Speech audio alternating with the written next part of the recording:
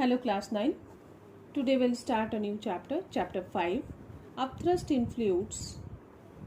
And before going to upthrust in fluid, we will start with the topic buoyancy and upthrust. When a body is partially or wholly immersed in a liquid, an upward force acts on it. This upward force is known as upthrust or buoyant force.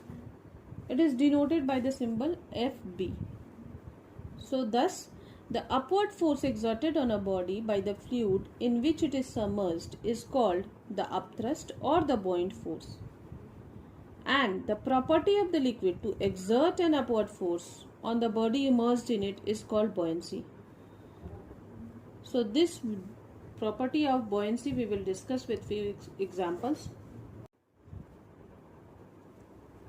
When a can or a cork is put in a tub of water, two forces act on it.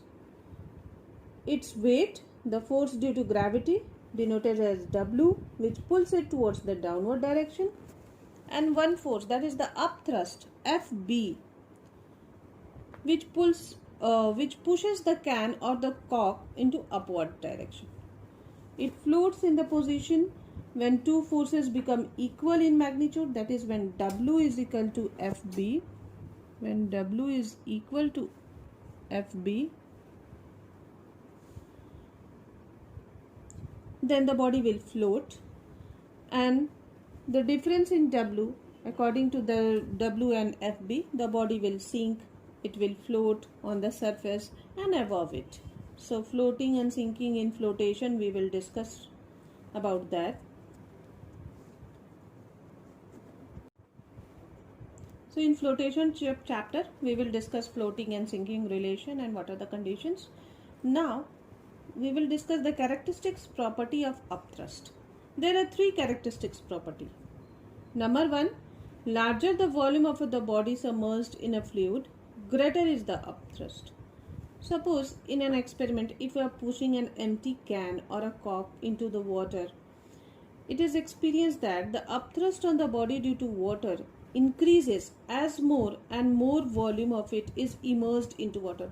Suppose if you are pushing it deeper and deeper till it completely immersed. Similarly, when a bunch of feathers and a pebble of same masses are allowed to fall on air, the pebble falls faster than the bunch of feathers. The reason is that the upthrust due to air on the pebble is less than the bunch of feathers because the volume of the pebble is less than that of the bunch of feathers of same mass. Now, the next point, number 2. For the same volume inside the fluid, more the density of the fluid, greater is the upthrust. If we place a piece of cork into water and another identical cork B into glycerine, suppose, here the liquid changes. Okay. We notice that the volume of the cork B immersed in glycerine is similar as compared to the volume of cork A immersed in water. The reason is that the density of glycerine is more than that of water. Okay, now the third point. The upthrust acts on a body in upward direction at the center of the buoyancy. That is the center of the gravity of the displaced liquid. So, if a body is completely immersed inside a liquid, the center of buoyancy coincides with the center of the gravity of the body, but the body floats in the liquid with its part submerged. The center of buoyancy B is as the center of gravity displaced in the liquid. So this center of buoyancy and center of gravity, again I will discuss with a topic next video.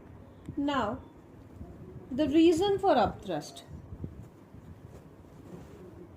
So, as I have told earlier, when a body, suppose a block having area cross section A, as you can see in the diagram, is immersed in a liquid, the pressure P2 exerts upward on the lower face of the block, which is greater at a depth, is more than the pressure P1 exerted in downward direction. So there are only two forces. From all the sides, the liquid is exerting a pressure, but these two forces are equal in magnitude but opposite in direction. direction, so they cancel the effect of each other. So rest only two forces act on it, that is the weight of the body in downward direction and upthrust in upward direction. So thus there is a difference in pressure between the lower and the upper faces of the block. So the difference in pressure due to the liquid on two faces of the block causes a net upward force on the body. So the thrust F on the side of the wall of the body get neutralized as they are equal in magnitude. And now we will mathematically prove that upthrust is equal to the weight of the displaced liquid. So for this, we will consider a body, cylindrical body, as you can see in this diagram, P, Q, R and S. The diagram is there in your book also. So for this body, the area of cross section is capital A. Area cross section is capital A, is immersed in a liquid of density rho. The density of the liquid is rho. Let us assume that the PQ, the upper surface has height h1 and the down surface till here RS, the height is h2. Till here, from here to here the height is h2, and from the liquid level to the upper level the height is h1. Okay. We will now calculate the pressure at height h1.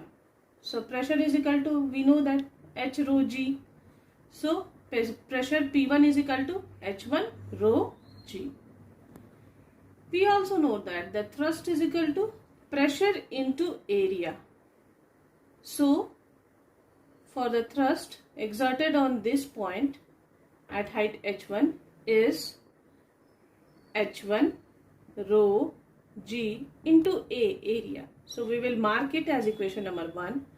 Now at the depth h2, this level, at this level, so what happened?